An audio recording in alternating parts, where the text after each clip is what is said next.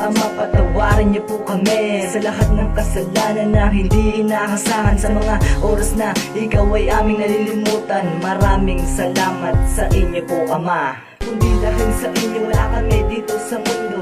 At salamat din po sa patuloy na gabay na kahit mahirap po ang aming buhay, ay nandyan ka pa rin para sa inyong pagkalalay. Sana po, Panginoon, kayo ang mamuna sa mission. Sa bawat buhay ng iba, kayo ang isentro nila. Aming Diyos na Ama, tapat ka po at totoo, maglilingkod kami sa inyo.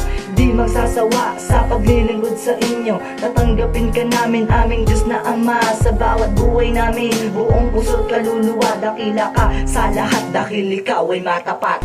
Aming Diyos makapangyarihan, iligtas aming bayan. Dahil nasakop na ito ng kasamaan. Patawad po, Panginoon, sa kasalanang nagawa ngayon.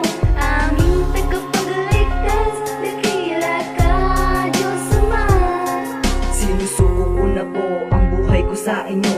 Iiwasan ng mali hanggang sa aking mapapawi. Gagawin ang mga tama hanggang sa aking mapuna ang mga dapat na ginagawa. Hanggang sa aking pagtanda, ikaw pa rin ang aking Diyos. Ang Diyos tagapagligtas, kailangan ka namin itaas. Ikaw ay dapat sambahin, ikaw ay dapat napurihin. Aming dakilang Diyos Ama, makikita sa Biblia na totoo sinabi niya ay ngayon nangyayari na. Kaya paniwalaan na mga di pa nakakilala, lahat ay magpatuloy sa pagsamba sa Kanya. Kahit di pa siya nakita, Biblia ang ebidensya. Huwag mo nang ipagpilita na hindi to totoo. Mahal ka ng Diyos, hindi mo ba alam ito? Kaya di mo naramdaman pagmamahal niya sa'yo dahil sa kasalanan na lagi na ginagawa mo.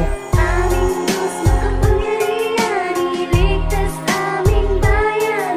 Dahil nasakop na ito ng kasamaan.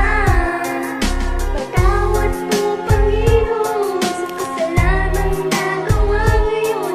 Aming tagapagligtas, dakila ka, Diyos Ama.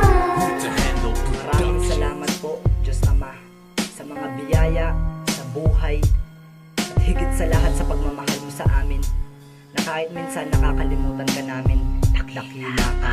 Aming Diyos